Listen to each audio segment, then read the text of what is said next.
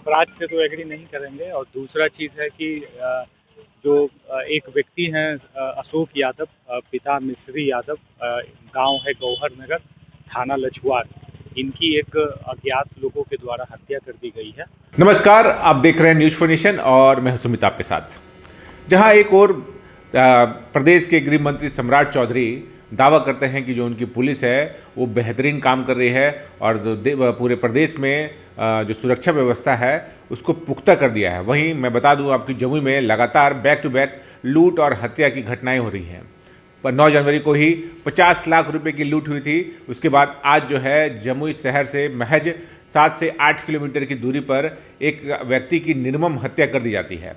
यह जो व्यक्ति हैं यह सिकंदरा के रहने वाले हैं और ये जमुई किसी काम से आए थे और जमुई से सिकंदरा लौटते वक्त घात लगाकर अपराधियों ने ताबड़तोड़ उन पर गोलियां बरसाई हैं और उनकी हत्या कर दी है। जिसके बाद जो है जमुई पुलिस मौके पर पहुंची है, साथ ही फॉरेंसिक जांच टीम जो है वो भी मौके पर पहुंची है और मौके पर पहुंचकर जांच में जुट गई है। हालांकि जो जमुई सदर एसडीपीओ हैं सतीश सुमन, उन्होंने साफ तौर से कहा है कि यह जो घटना है यह घटना लगभग 4 से 4:30 बजे के बीच में जमुई बरवट्टा रोड पर हुई है, जिसमें अशोक यादव नाम के व्यक्ति की पहचान हुई है जिनकी हत्या कर दी गई है। और जो साक्ष्य हैं वो साक्ष्य पुलिस जुटा रही है। क्या कुछ कह रहे हैं एसडीपीओ सतीश सुमन, आइए सुनिए इस वीडियो में।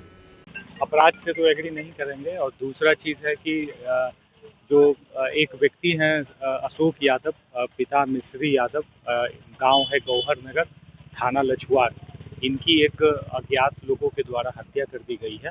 और पुलिस को इनके बेटे से प्रारंभिक पूछताछ में कुछ शुरुआती क्लू मिले हैं। हम लोग उस पर काम कर रहे हैं अविलंब। साथ ही साथ घटनास्थल पर स्थानीय थानाध्यक्ष, मैं, दोनों के द्वारा घटनास्थल का निरीक्षण किया गया है। एफएसएल की टीम जो है वो घटनास्थल से साक्ष्य एकत्रित कर रही है और पुलिस जल्द ही जो है इस मामले में नए अपडेट और कार्रवाई है उससे आप लोगों को रूबरू कराएगी। कुछ फाइलें भी पड़ी हुई पाई गई डेड बॉडी के आसपास। देखिए, हम लोग जो मृतक के जो पुत्र हैं उनसे हम लोगों ने बात की थी। जाहिर सी बात है कि अभी थोड़ा सा वो ट्रॉमा में है, तो हम लोग विस्तार से सारी चीज़ों पर उनसे बात करके वो सारी चीज़ें अनुसंधान में हम लोग लेके आएंगे और इसके आधार पर कार्रवाई करेंगे। कितनी गोलियां मारी गई?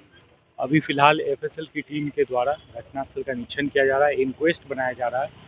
जो आगे अपीयरेंस है फेस का, उसमें एक गोली मुझे दिखी है। इंक्वेस्ट हम लोग तैयार कर रहे हैं, डॉक्टर का पोस्टमार्टम अभी होना है, तो जो डिटेल्ड जो मेडिको साइंटिफिक चीज़ें हैं वो आपके साथ साझा की जाएगी। इनके पुत्र की भी हत्या की गई थी 2025। देखिए, इनके पुत्र के संबंध में जो केस दर्ज था सिकंदरा में, उसमें जो प्राथमिकी आवेदन है उसमें पेड़ की छांव के नीचे बैठने को लेकर एक विवाद था और उसके कारण इन लोगों ने कुछ लोगों को आरोपित किया था।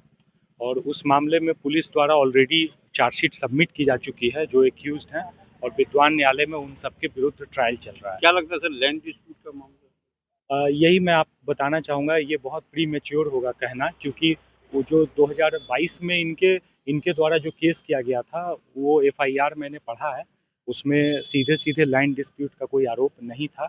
अभी भी जो मृतक के पुत्र हैं उनसे मेरी बात हुई है, तो अभी तक हम लोगों को उस संबंध में सीधा कोई रीजनेबल इनके द्वारा स्टेटमेंट नहीं दिया गया। खोखे भी बरामद किए गए स्पॉट से। अब जाहिर सी बात है, गोली लगी है, खोखा बरामद है, और वो हम लोग की एफएसएल की टीम जो है वो सारी चीज़ों को कलेक्ट कर रही है।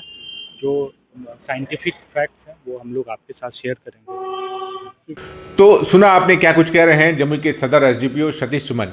मैं आपको बता दूं कि बीते 9 जनवरी को जमुई में लूट की घटना हुई थी और उसके महज कुछ दिन पहले ही महादेव सिमरिया में एक स्वर्ण व्यवसायी के यहाँ डकैती हुई थी, जिसके बाद लछवाड़ में भी लूट की घटना हुई थी, सिमुरतल्ला में भी लूट की घटना हुई थी। तो बैक टू बैक जमुई ज़िले में आपराधिक घटनाएं जो हैं वो लगातार बढ़ते जा रही हैं और अपराधियों के हौसले बुलंद होते नजर आ रहे हैं।